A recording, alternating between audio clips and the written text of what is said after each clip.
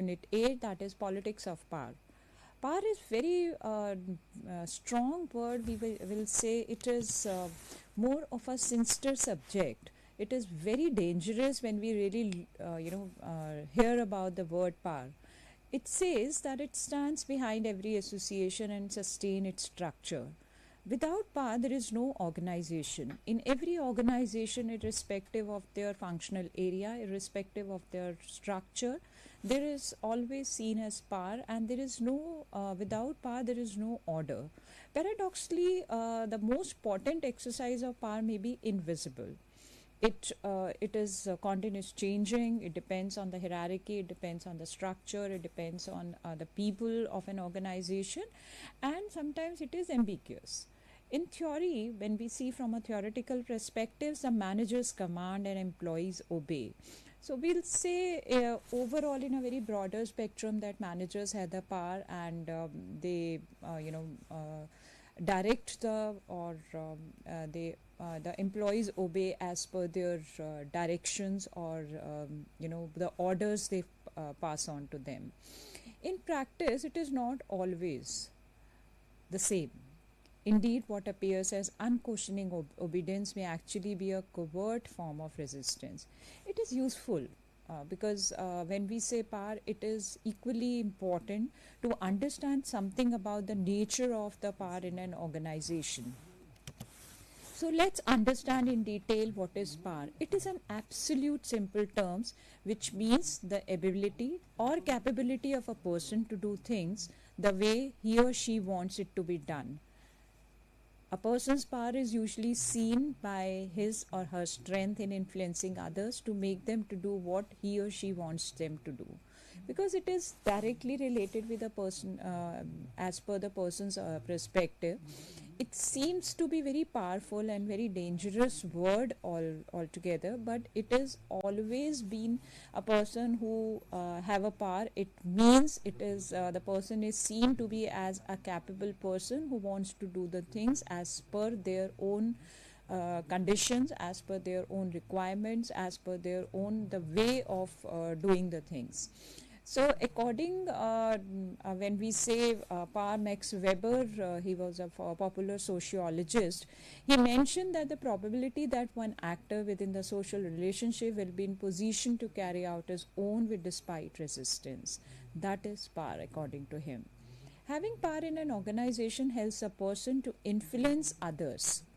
No organization is without the power. Every organization have some powerful people which are seen as the authoritative people who have the capability to influence other people or the employees in an organization.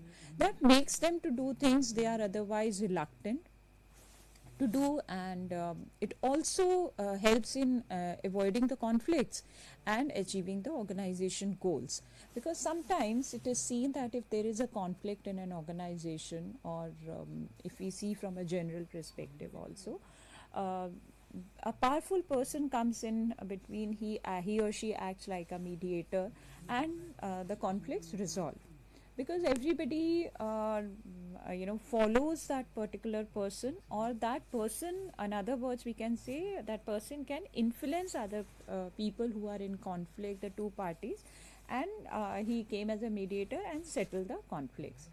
So it also helps in achieving the organization goals, because in every organization the people are working, they have different set of thoughts, different perspectives, different individual goals.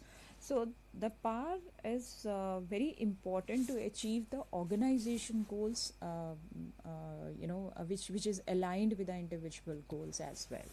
So this concept is said to be like love, impossible to define but easy enough to recognize. That was mentioned by Martin in 1977.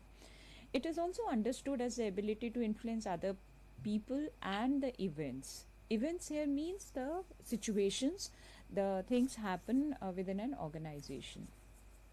It is an ability to influence people of things, usually obtained through the control of important resources. So it is in when we talk about the power, the dial in 1957 give a very comprehensive definition. uh, the person who has power to the extent that he can get other person to do something would not otherwise do.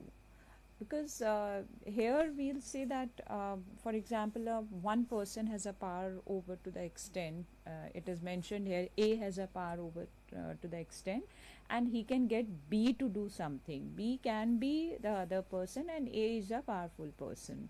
So Rizal also conceptualized power as a production of intended effects. Dell's definition suggests that power must overcome the resistance in order to succeed, whereas according to Rizal, power need not imply resistance. So every sociologist, every theorist have their own definition, own way of defining the power. These are few definitions of power which was given by scholars and the theorists. Let's understand the features of power. First is power is very specific. Power is specific in a sense that it may be exercised by some people in some circumstances. Power may not be exercised by all people in all circumstances. It depends on the situation, it depends on the people, it depends on the environment where they are working, and of course, it is exercised, it is taken over by few people only, or maybe some people in an organization.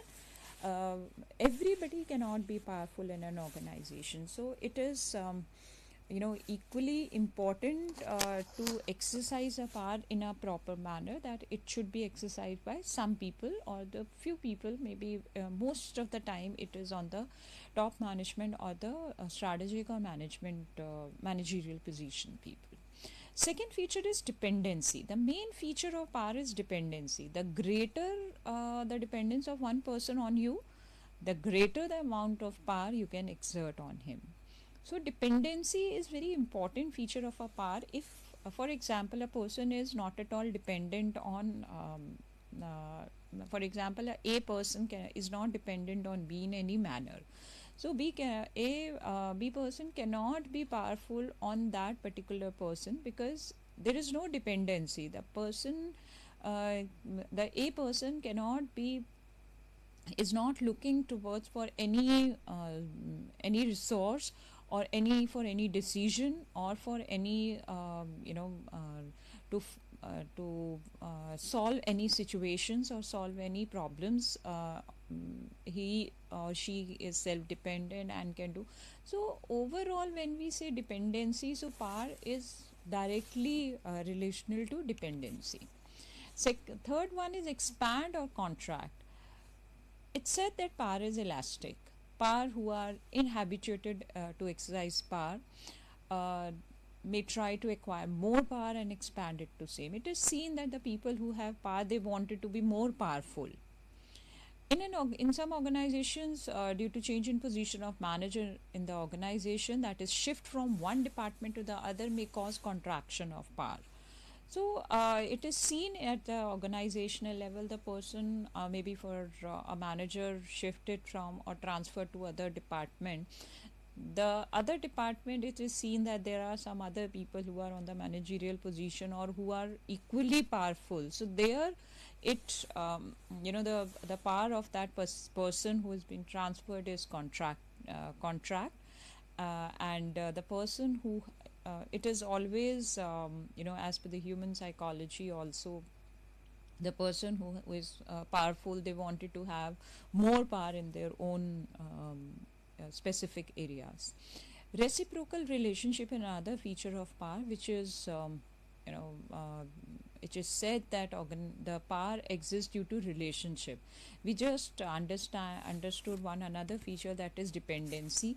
So it is somehow related with that. There is a existing relationship between two people or the two way of concept of influencing others or being influenced. So either it is dependency, if there a person is dependent on the other person for some decision or for some directions, but otherwise unless a person is not reciprocating to the power, then it is of no then the it is said that the power does not exist. So it is more of a relationship, a reciprocal relationship between the two people, or two or more people.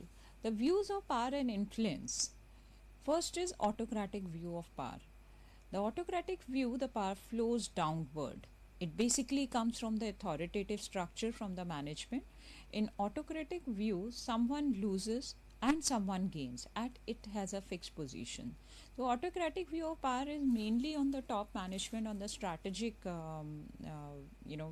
people who are on the uh, in the hierarchy, who are on the top position.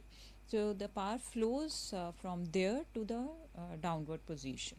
Second view is participative view of power, where the power varies, it is flexible, and it flows in all direction. Everybody looks in for some official or unofficial channels and apply to activities in the group. So everybody have defined power where they are participating with their own within their own structure.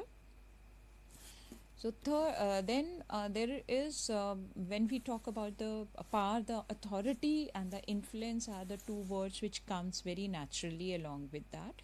So power refers to the capacity to influence others, where a person who possesses power has ability to manipulate or change the behavior of others. If a person cannot change, in generally also we say you don't have power to change the people, you're not that powerful. These are the few fixed statement which is very much used by the people in terms of influencing others. Authority is the source of power. Authority exists when one person has a formal right to command and another has a formal obligation to pay. Third is influence is usually conceived of being broader in scope than power.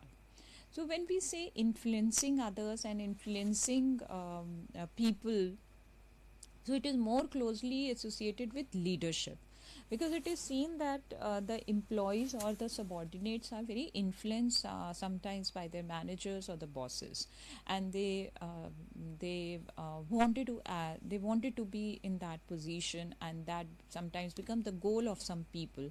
So both are somehow when we say leadership, uh, and within the leadership and power, the subordinate or the managers are involved in this process. So influencing is not only one way, it is both ways, it is closely associated. There are different sources of power. There are interpersonal sources of power, which was given by French and Drevin: reward power, coercive power, legitimate power, expert power, and referent power. Let's understand the details of these power. Sources of power is, as in this flowchart, it is given that there are mainly five powers.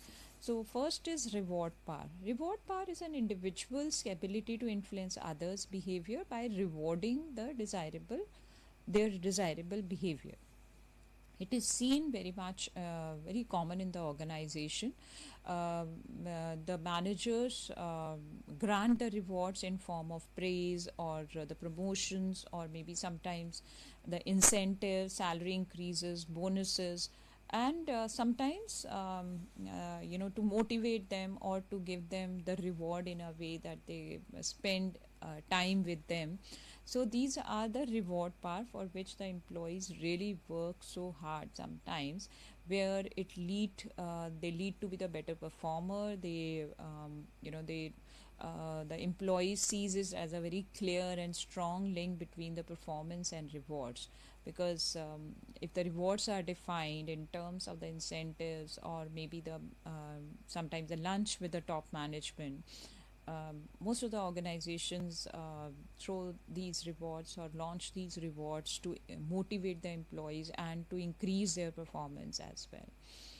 Second power is coercive power. Coercive power is an individual's ability to influence others' behavior by means of punishment for undesirable behavior.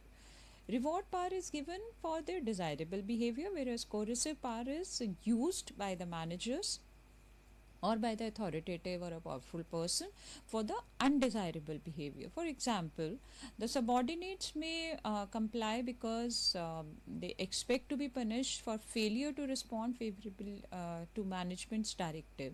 Whatever the management directs, or they cannot be able to follow that, the policies, the rules, the regulations. So sometimes the the person who is on the power, use their power to punish those subordinates for their undesirable behavior. Third one is legitimate power. Legitimate power is for the manager's ability to influence subordinates' behavior because of the manager's position in the organizational hierarchy. Here, the subordinates may respond to such influence because they acknowledge the manager's legitimate right to to prescribe certain behaviors. The legitimate power is an important organizational concept. It is as per the hierarchy, as per the position of the managers within an organization. Then is expert power. Expert power is an individual's ability to influence others' behavior because of recognized skills, talents, or specialized knowledge. It is seen in an organization there are experts on some specific subjects or for some specific areas, where the individuals are maybe within an organization or are hired from other organizations or from outside the organization. So they use their expert power because they are skilled enough to to direct the other employees for that specific project or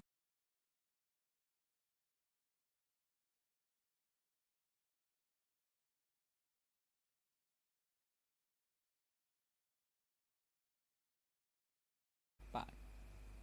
Referent power. Referent power is an individual's ability to influence behavior as a result of being liked or admired.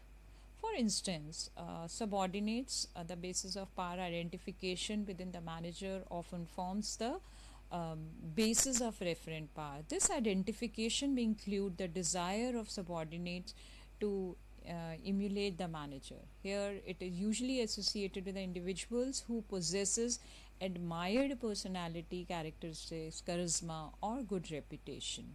So this is the referent power is equally very important source because it influence, it helps in even the change in the behavior of the subordinates.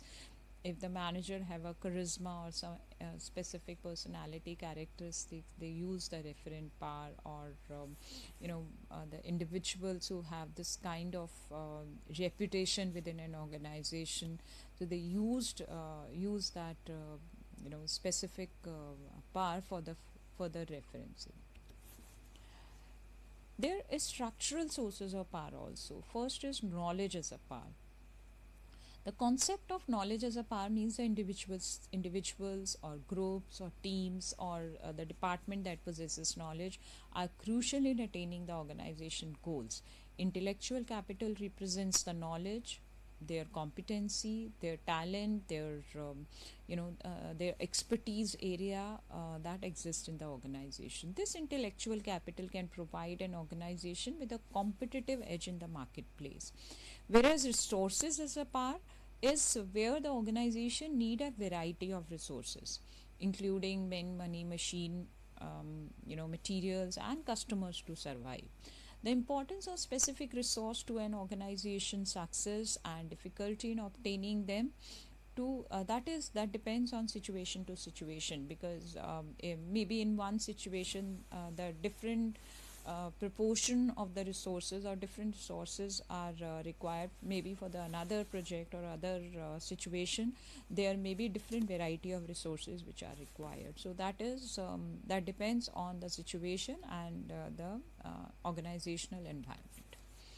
Then it's decision making as a power. When we say decision, so decision comes with a power only. Without power, decision is not acknowledged. The decision making process in an organization also forms the power differences among the individuals or groups also. So managers exercise considerable power in an organization simply because of their decision making abilities. Decision making is very important aspect in any organization. There are there sometimes it happens to be the interesting differences in the relationships within an organization. So there they use the power to make the decision as per the situations. Networks as power. The existence of structural and situational power depends not only to access to information, resources, decision making, but also on the ability to get cooperation in carrying out the task. And this cooperation of carrying out of tasks or to make the things done by the other people is all about networking. Managers and department that have connected links with the other individuals or within the department in an organization itself will be more powerful than those who don't have. So in general also we sometimes say that a person who have very good network, they know people in different department, they can handle the situation, they can make the things work within the time stipulated time. So this is all about because of the networking. This is all about the links. This is all about the connected links with the in the different departments or different people. So it is very powerful. A person is known to be as powerful who have a very good network. So Exioni also defines three basic resources of power, which is namely as coercive power, which is associated with alienation and hostility; remunerative power, that is associated with calculative involvement; and normative power, that is associated with moral involvement. Let's see in detail about all these three basic resources of power. First is coercion power, which is ability to manipulate physical sanctions, including physical chastisement, forcible detentions to deprive a person of because of the basic physiological needs.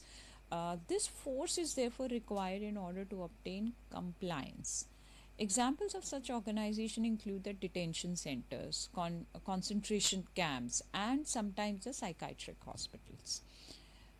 Remunerative power is associated with the calculative involvement, which is where a person or the individuals refers to the ability to manipulate material rewards or the sanctions, which including the salaries, wages, promotions, and even the trainings.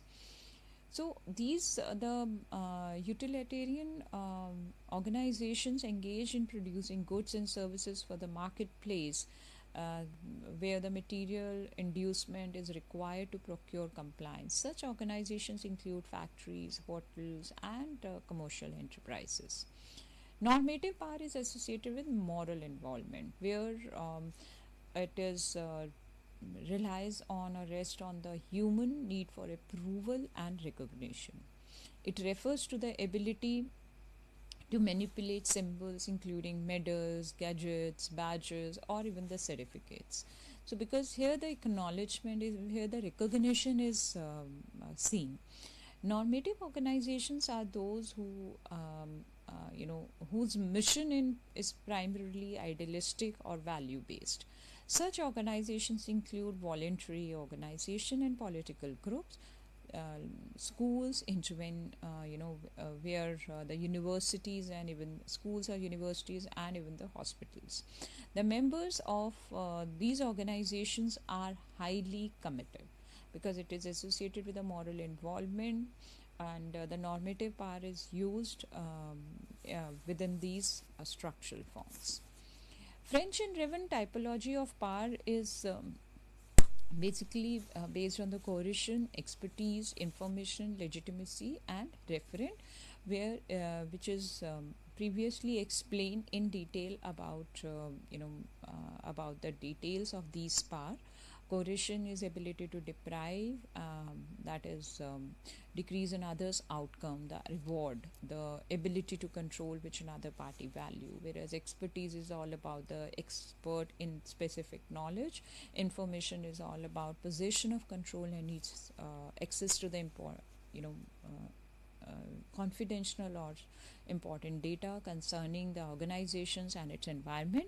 Legitimacy is all about the power which where it emanates from the person's position in an organization, whereas reference is all about ability to exert charisma or to procure commitments.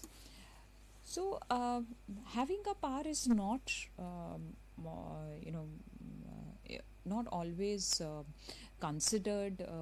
It is to be considered ethically. It has to be used ethically, because unethical power is not cannot create the powerful person.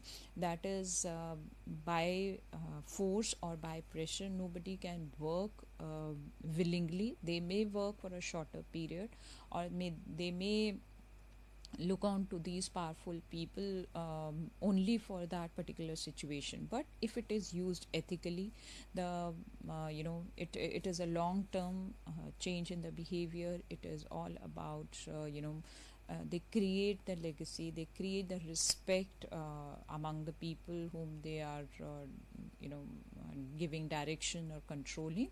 So you to be the power related behavior must meet three criterias to be considered as ethical power. First is, does the behavior produce a good outcome of the people both inside and outside an organization? If the behavior is the people who are obeying the managers or the obeying the authoritative person, are they giving the good outcome, or they are just obeying for the sake of that maybe for the job or for some specific position? So here it is need to understand whether the powerful person have a self interest, or it is you know for the everyone's interest. Second is, does the behavior respect the rights of all parties? This question emphasizes on the criteria of individual rights. Rights here means the privacy, the free speech, and the process where the individual's rights are to be respected. So these power related behavior, if violate these rights, they are considered to be as unethical. The third very important is, does the behavior treat the parties, all the parties, equitable and fairly? This question represents the criteria of distributive justice. Power related behavior that treats one party you know arbitrarily, or benefits one party or at the expense of another, is unethical. So it is very important to see that all the parties which are involved in that are fairly treated and seen to be as an equitable at all respects. So now important question arises when we see from an organization point of view, um, uh, how do employees respond when managers use the different kinds of power? So Herbert and Kelman have given different types of reactions which are likely to occur as a people respond to attempts to influence their behavior. First is compliance. Compliance ensures when people conform to the wishes or directives to others, so as to acquire favorable outcomes for themselves in return. The reward power, the coercive power, the process power, information power, and representative power will lead to the compliance. Second is identification. Identification occurs when people accept the direction or influence of others because they identify with the power holders and seek to maintain relationship with them. It is not because they value or even agree with what they have asked to do. So here the legitimate power, expert power, rational persuasion will lead to internalization. And the internalization is basically all about when people may adopt others' attitude and behaviors because the course of action satisfy their personal needs, or because they find those attitudes, those reflections or the behavior to be congruent with their own personal values. So here the referent power will lead to the identification. So all these these particular powers are the employees can use these kinds, and they can respond either in compliance, identification, or internalization. So let's when we are talking about the organization part, because organization is the the it is by the people, and within the people the power is in an organization itself, the people have the power. But let's understand what is the individual power, and difference between individual power and organization power. Power is the ability to exert influence to the company beyond authority, and the managers get power both from organizational and individual sources. In a terms of organizational sources, their position within an organization, their as per the hierarchy or the authority given by the organization. Whereas on the individual basis, the managers have some personal power also, that depends on their their attitude, their behavior, their way of communication, even their expertise areas. The supervisor's individual power includes their own knowledge as a power, and their personal influence, interpersonal skills, and ability to get results. Ability to get results is not only about by forcing or by controlling or directing the employees, but also all about the attitude and the behavior, and to be empathetic with the subordinates, or maybe how they pursue persuasive ability and their physical strength. In order to keep leadership position and maintain stability in employment, managers need to enhance their personal power, because organization power is only about the position and the authority given. But it is seen that in spite of despite of having the authority or the hierarchical position, they cannot be able to get the things done in a in a qualitative manner. And sometimes it is, if it is done by force, there may be lack of performance among it is seen the lack of motivation within an employees or the subordinates. It is seen that they only do just to survive in an organization. So overall it is not a long term process. It is not a long term build in relationship between the managers and subordinates. So influencing itself is because as we are talking more on influencing behavior, it is an ability to affect or shape the thoughts, behaviors, or actions of others, either directly or indirectly.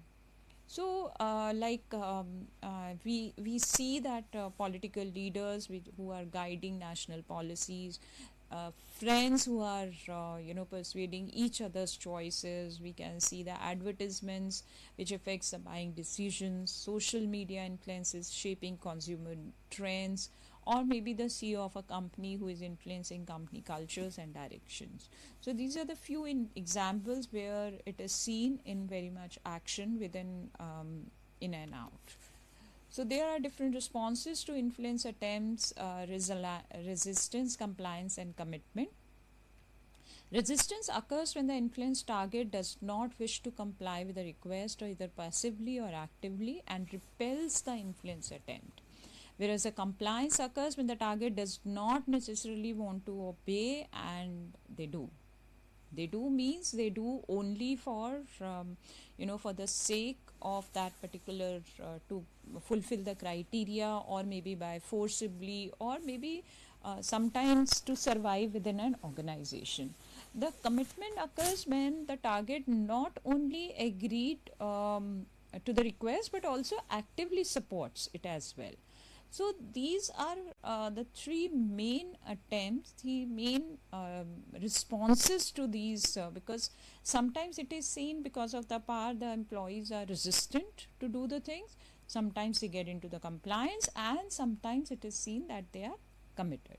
So when we say commitment, that it all depends on the kind of behavior or the kind of attitude the managers have, or maybe how they influence their subordinates to do the work.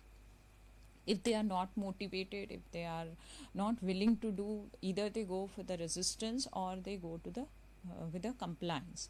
And if they are willingly doing, and there is a participative mode is participative power is there, then it is seen that it is more towards the commitment response. So there are 9 influence tags, which is rational persuasion, inspirational appeals, consultation, ingratitude, personal appeals, exchange, coalition, pressure, and legitimacy. There are different dynamics of power which is known to appreciate the reality of organizations. It is necessary to know something about the nature and dynamics of power in an organization, because power is always within an organization. Without power, there is no organization. So it can be informal power, where the authority is sometimes known to be as illegitimate, or informal power, where it arises because of for in case of any contingency. So organization rules specify that employees can or cannot do in a particular circumstances. The discretion here, it means a person has an option to act differently. Indeed, without in the organization would run into difficulty. Here, power relations are inherently dynamic and apt to change over time or over the situation. That depends on maybe, for example, it is a the situation of conflict between the managers and the employees. So it depends. Maybe a third person comes in between, or maybe a person with a who is very influencing within an organization. So they comes in between and work as an and act as a mediator in between, and there is a discretion. Uh, they use the discretion power to solve the situation or solve that particular conflict, because the project has to complete within the time, and this conflict may lead to difficulty in completion of the maybe for that particular project. So resistance in organization is impetus in into resistance in organization stems from the potential for tension between organizational and individual interest. When the individual and organization interest are there is a gap in between, then the resistance in organization occurs. So the dynamics of power actually overall revolves around the distribution, dependency, uncertainty, compliance. There are certain indicators, power determinants, power consequences, symbols, and reputation. So the managerial power, because we are talking about the power where we are talking about the managers, the people who are on an authoritative position, who influence their subordinates, and the employees. So here the managers can derive his power in 2 dimensions. First, the managers can exercise a power from his position, which is called as positional power. Whereas other way, when we see, it is all about the personal power. It refers to their own capability, their own behavior, their own network, their own charisma, their own personal characteristics.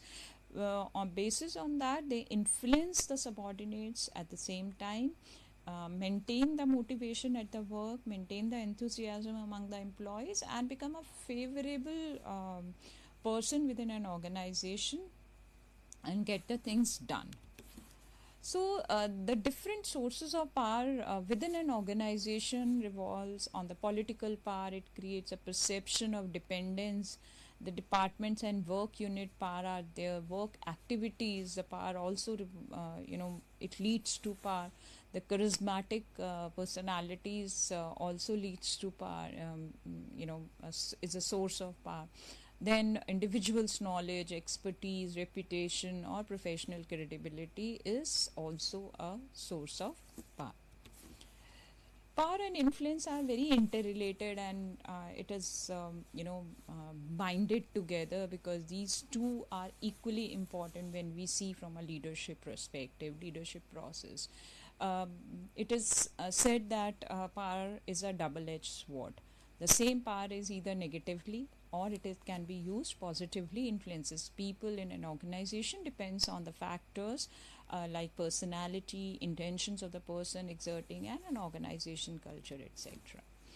So politics is comes along with the power. We talk about politics when the word occurs as a power, the politics comes by default along with that. So organizational politics are informal, unofficial, and sometimes behind the scenes efforts to sell ideas, influence an organization, increase power, or achieve the their targeted objectives. So according to Aristotle, it is a result of multiplicity of the interests that must be resolved in some way. In organization, political behavior focuses on obtaining and maintaining power to achieve a desired outcome. In an uncertain settings, or where the conflicts are there. So political behavior in an organization is caused by two factors, again organizational factors and individual factors. So we were discussing on the power on the organizational and individual perspective, but along with that, the political behavior also caused by these two factors only, where the organization factors refers to the performances, the organizational resources, whereas the individual factor relates with the individual needs, personality traits, etc. So politics is all about international. We generally see politics as international affairs or parliaments or domestic issues, but organizations are themselves system of political activity. No organization is without politics. It is not enough for managers or planners or organizations and strategists. So they must also be politicians in their respective organization. Being as a planner, or organizations, or analyst, or strategist, they need to know how the things can be done, and how it is a positive politics, because if the things are done in an ethical manner,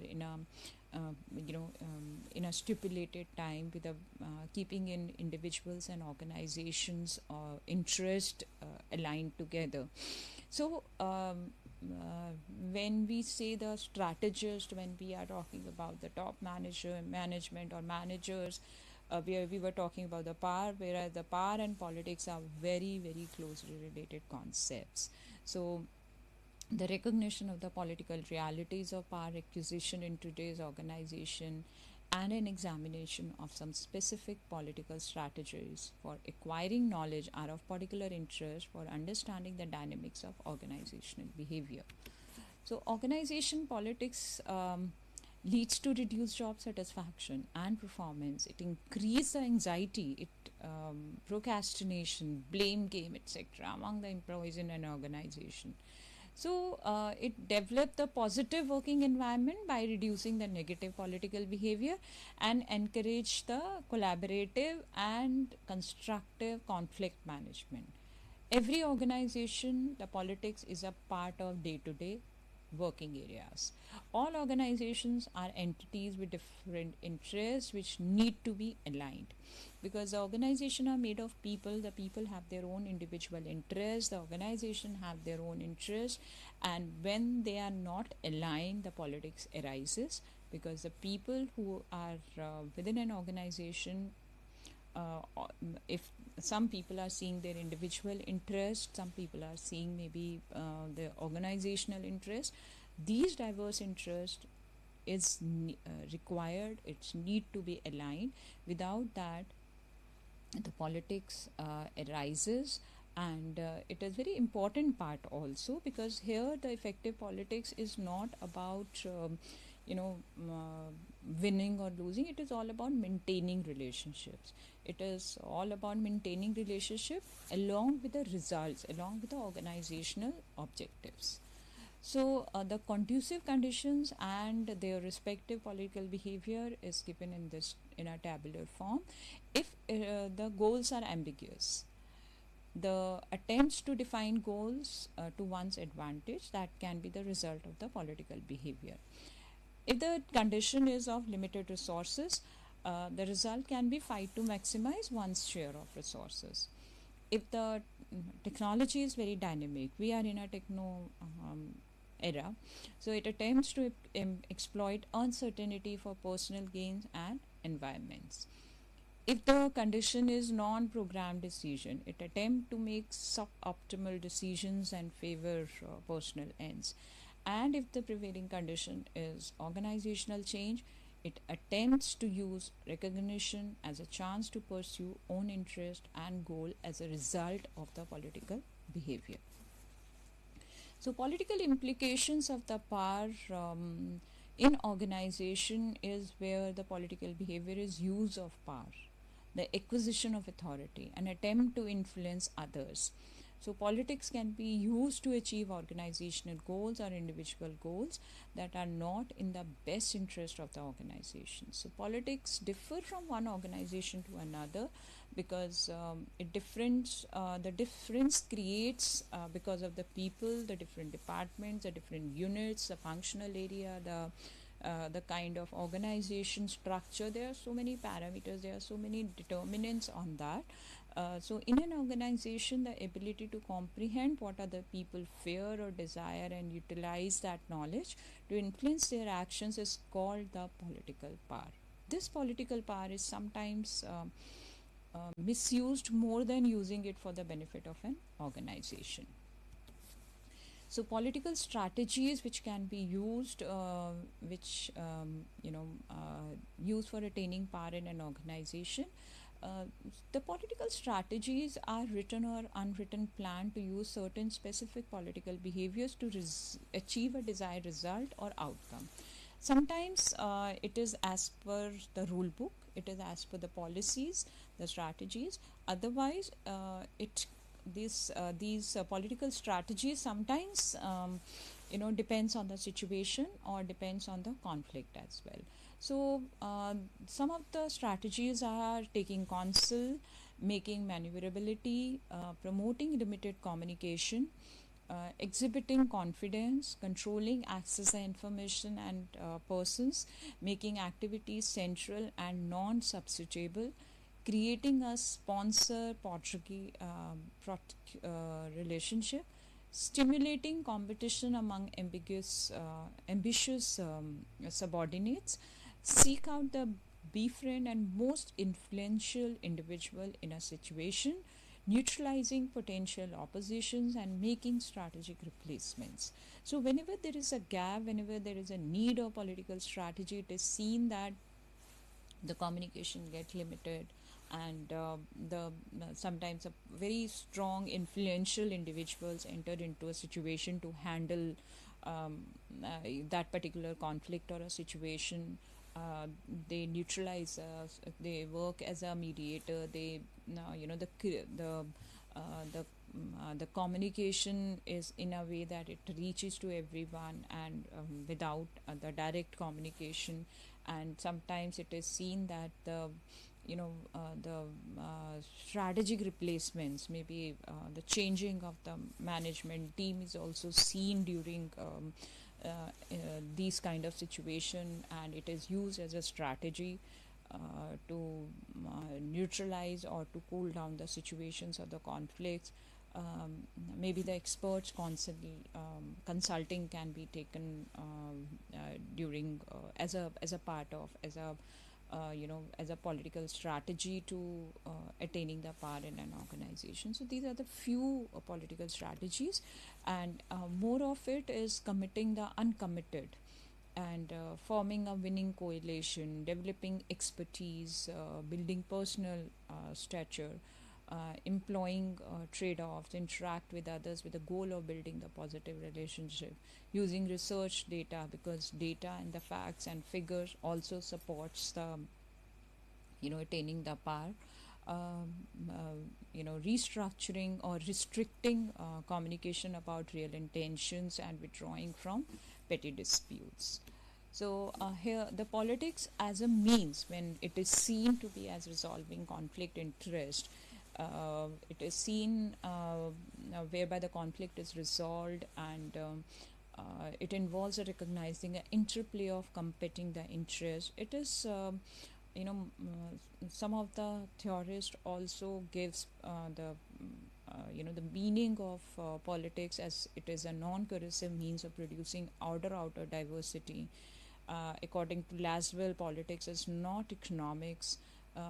Who gets what, when, and how in an organization. So there is no political activity in a dictatorship because disagreement is not permitted. So when we talk about the dependence, because we have seen the power which creates a dependency, and it is there are different types of people in organization may try the dependency in order to increase their power and protect their interests. So there are basically three type of dependence. One is resource dependence, which exists where an individual or a department controls something vital to the organization. Second is psychological dependence, where it is created by subordinates in making themselves indispensable. A famous historical example in Martin Bormann a relationship with Hitler. Anyone wishing to see Hitler was obliged to apply through Bormann. So, and third one is ability to manage uncertainty, which is closely linked to expert power. Whenever there is an uncertain situation, the expert power is used, and because it makes planning, the organization doesn't dislike the uncertainty, because the planning is difficult and implies risk and instability. So expert power is used. They are dependent on experts. But the important is how to recognize a political tactics. Making demand support by threats or crude or risky way of exercising power. Force generally stirs resentment. It is seen. And the other party, if it is powerful, it may result in a conflict or interest. Demands are more likely to be met if they appear legitimate. It is easier to grant a salary claim, which power of politics is based upon rate of inflation or comparison with similar such firms or professions. So there are certain political behaviors also which is seen. First is inducement. Inducement occurs when the manager offers to give something to someone else in return for their individual support. For example, a subordinate works during a project completion, works beyond the office hours, or maybe support if the manager in a way, maybe because of some personal problems of a manager, if a subordinate works complete their work also. So if the manager offers to give something out of it, that is inducement. Second is persuasion. It relies on both emotions and logic. Third is creation of an obligation. The third political behavior involves a creation of an obligation. You oblige someone, and this is a political behavior, and the person really feel, in case if they have they are obliging, and if they want to get their work done, that can be done. From that can be easily done, or maybe creates a way to get the things done. Coercion is the use of force to get one's way, which is forcibly, that is forcibly, either through authority or because of their position, or for their because of their survival. Now, knowing the political behavior, but it is equally important to manage the politics. Politics is everywhere. It goes along with the organization. Power and politics get along very within an organization, even in the day-to-day working behaviors. So managing politics is equally important because it may impact the performance, it may impact the behavior of an employee, it positively, negatively both. But managing, if it is managed within the time, within the circumstances, it leads to the positive environment.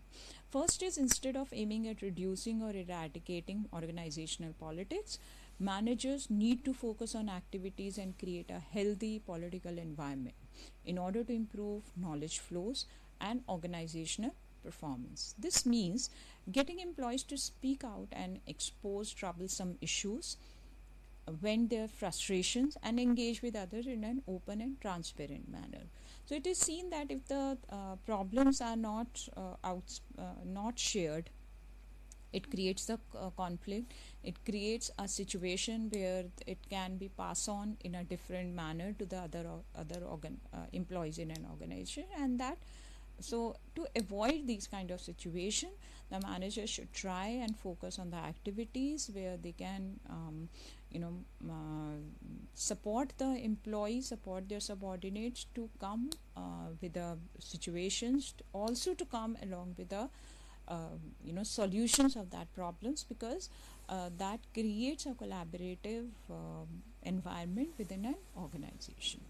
Second is, managers need to be consistent in a way they support behavior and align interests, goals, and responsibilities among members of globally distributed teams in order to increase their motivation to share and disseminate knowledge. Finally, global teams need to renew and renegotiate norms and work habits on ongoing basis, not only at the beginning of the project, because it is seen that at beginning of the project the things are very on a very high note, and gradually it gets into the slow mode, or maybe the non-participative mode. So engaging in action diffuse the tensions, and power struggles should be continuous, not a one-off activity. It should not be one-time activity. It should be on a regular basis and on a gradually as the project goes on, or as the activities goes on. So there are specific political strategies for power acquisitions. First is information strategy, where the targets political decision makers by providing information through lobbying or supplying position papers or technical reports. Second is financial incentive strategies, where it targets the political decisions makers by providing financial incentives such as honorarium for speaking or paid travels. Constituency building strategies, which targets the political decision makers indirectly through constituent support, such as grassroots mobilization of resource employees, suppliers, customers, or even the public relations. So political strategies, when it because it is all about maintaining the alliances, because the powerful people are can be used to to pass on the orders, or to pass on the strategies to the organization. So the maintaining alliances with powerful people is very important political strategy, where the coalitions is critical to acquisition of power in an organization.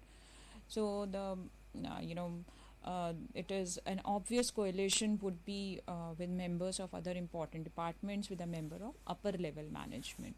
And if it is not so obvious but equally important, would be the formation of an alliance with the boss secretary, or maybe the staff assistant, or maybe the people who are working very close to them. So, for example, the alliances between supervisors and certain drivers got the buses out of the worst winter snow days and kept them running during summer vacation periods when drivers were sparse. So there are many alliances which can be used and which can be maintained with the powerful people. The another political strategy is divide and rule. Divide and rule is widely known political and military strategy that can apply to the acquisition of power in a modern organization. The assumption, sometimes unwarranted, in that those are divided will not form coalitions themselves. For example, a business firm, the head of finance maybe generate conflict between marketing and operations department in hope of getting bigger share of the limited budget from the president of the company. So this divide and rule is, it can be used to, to form, to get the budget approval, and between the marketing and operations department. Third is manipulate classified information. Manipulating classified information is all about the observational studies of managerial work have clearly demonstrated the importance of obtaining and disseminating information. So here it is a politically astute organization member carefully control the information in order to gain power. Then another political strategy is make a quick showing. This strategy involves looking good on some project or task right away in order to get the right people's attention. So once a positive attention is gained, power is acquired to do other, usually more difficult and long range projects. So political strategy for others is collect and use IOUs. This strategy says that power seekers should do other people favors but should make it clear that they owe something in return and will expect it to pay it off.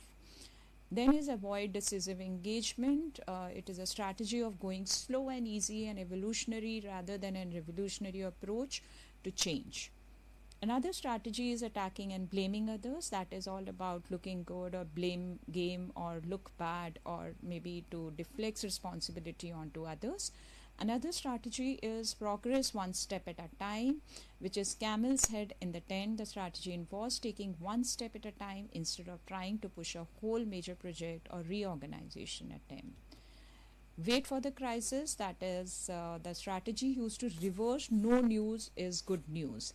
So bad news gets attention, and it is taking counsel with caution is again very important political strategy, which is how to keep power with low to acquire it.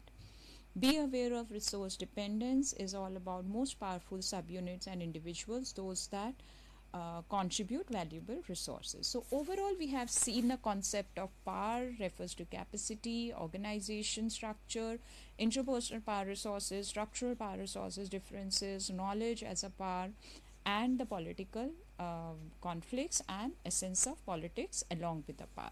Thank you so much. See you in the next session. Thank you. Namaste.